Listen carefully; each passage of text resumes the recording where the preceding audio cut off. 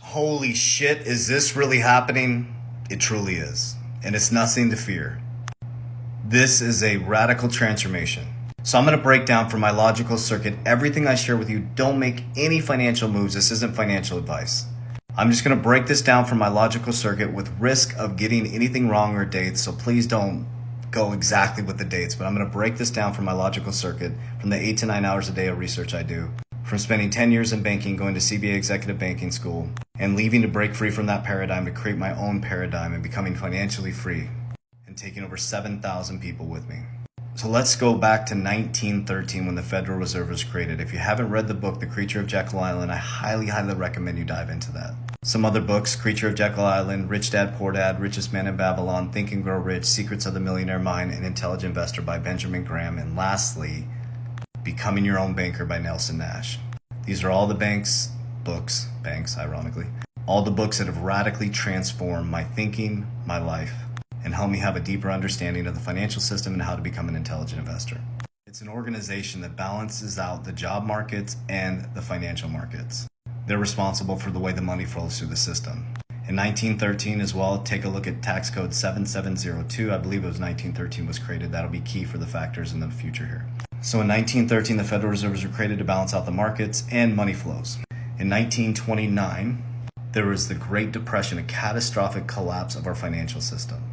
Now in 1929, there was about 6,000 banks that were part of the Federal Reserve, and there's I think 16,000 or thousands that weren't part of the Federal Reserve. Now this is going to line up with something happening right now. So the Federal Reserve bailed out a bunch of banks, and they gave loans to the smaller banks, monopolizing the smaller banks, bringing them into the bigger banks. So from 1929 to about 1970, the American dream was alive. Now there's ups and downs within there, but the American dream was alive. You can go to school, get a good job, get a pension. You could survive off a single family income. People had dinner with their family. Man, it was awesome to be an American, I bet, back then. But in 1971, something transferred in our financial system, what we're dealing with right now. President Nixon came on a regular program television channel information, and told our parents that we're detaching from the gold standard to protect us from speculators. Now remember, in 1971, American did not have enough gold to back up the actual cash that people tried to trade in for their gold. So they weren't protecting us from speculators. They didn't have enough gold to back the currency. So they detached it. And that turned your money into fiat, which is fake money. This is so important. So from 1971 to 1974, they're probably like, oh shit, this is fake money, it has no value. So what they did is they made a deal with the Saudis to protect them with arms, and they asked that all oil be traded in US dollars, which made America's currency, the US dollar, the most dominant currency in the world. So all oil has been traded in US dollars. So I'm just going to fast forward a bunch of years. Oh, another thing, around 1976 and 1978, they created what was called the 401k. And the godfather of the 401k, I'm paraphrasing, is quoted saying that he created a product that made Wall Street wealthier.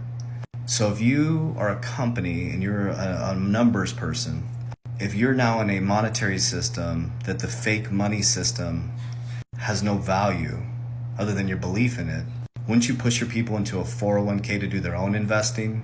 Because if you knew that your money was going to devalue every single year and every single minute of every single day when they print money, you wouldn't want a pension for your people because you're paying them for the rest of their life in fake money. So put them in control of their own investing and put it into the stock market, the casino. So the American dream started to die in 1978, and the American dream is now dead in 2023. But let's fast forward to 2009. That was another place where there was radical transformation. So from 2006 going into 2008, 2009, we had a massive financial collapse in our banking system. The housing market collapsed. They were giving loans to people with no stated income. Who regulated that? It's crazy.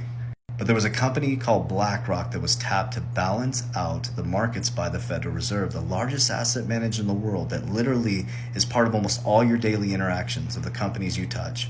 They were tapped by the Federal Reserve that was created in 1913 to balance out the markets and the money flows, to balance out the markets in 2009. So write that down. Also in 2009, Bitcoin's inception was created in January, but nobody knows who created Bitcoin. Nobody knows still to this day, with all our technology and all the things we can do to research, nobody knows who created Bitcoin in 2009. Another thing to write down is the BRICS countries are formed in 2009. Brazil, India, Russia, China, India, and South Africa, and Saudi Arabia is working to join them, and 19 other countries. So 2009, the markets were balanced out. We kind of got back on our feet. BlackRock became much more massive as an asset manager globally. Then in 2012, is another dramatic shift. So in 2012, the Mayan calendar ended, the death of the old and the birth of the new. In 2012, Obama's rescue plan was created. In 2012, the FOMC, Future Oversight Committee, was created to regulate non-bank financial institutions. In 2012, Rosie Rios, who sits on the board of Ripple, was told to reduce coin and cash usage. So in 2012, there's some dramatic shifts happening, and also the bank bailing committees were created. So the printing machine was turned on full blast. They created the bank bailing committees in 2012.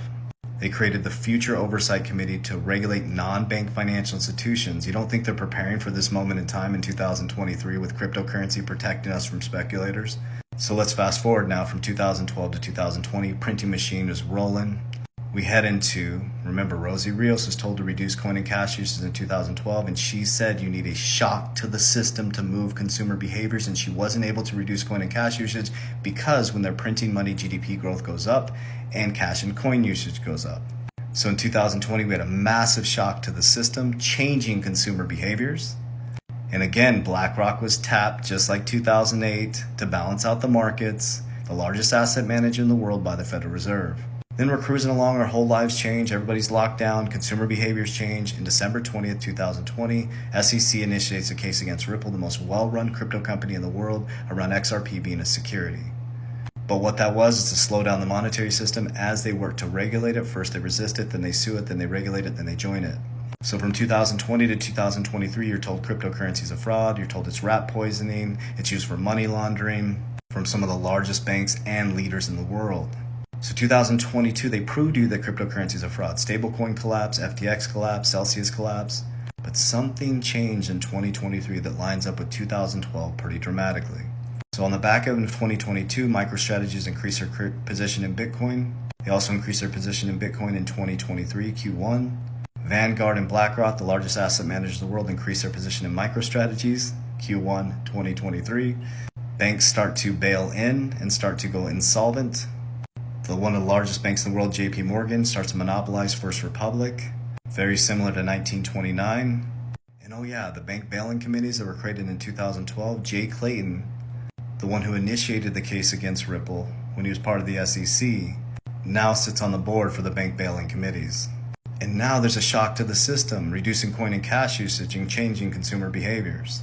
So now as you sit in 2023, you are now getting global regulation from the Bank of International Settlements, which meets with the G20 in August. And by the end of this year, you will have global regulation around stablecoins and cryptocurrency. And BlackRock's Bitcoin ETF got approved to go through the process. So your financial advisor told you crypto is a fraud. Your tax accountant told you crypto is a fraud. And what they were just doing is parroting the information. When they tell you to look this way, there's a whole nother narrative going on this way. And the fact is, in the next 24 to 36 months, most of you aren't even going to know you're going to be operating on blockchain technology. And here's my prediction, just my prediction, don't make a financial move. As your local banks, Wells Fargo, Chase, Bank of America, will custody your cryptocurrency because it's safe, because they prove it's safe now, based on the information they provide to the public through the media, is you will custody your crypto at a local bank. So know the game so you can't be played. It's nothing new under the sun. You're drunk off the wine. The Trojan horses come in. But again, this is just my opinion. I hope that information helps. If you want more information, I have a YouTube channel. Every single day I'm providing education. Love you. Warriors, rise. Get your shit together. Love you. Remember, I will never proactively DM you. Those are all scammers. I have an education academy linked in my bio. We've helped over 7,000 warriors get their shit together. We also have an Index Universal Life team teaching people infinity banking concept. I'm a licensed insurance agent. I have a team of licensed insurance agents all over the United States. You can set up a free consultation. Never send anybody money pretending to be me. I hope this information reaches you well. Use discernment. Love you guys.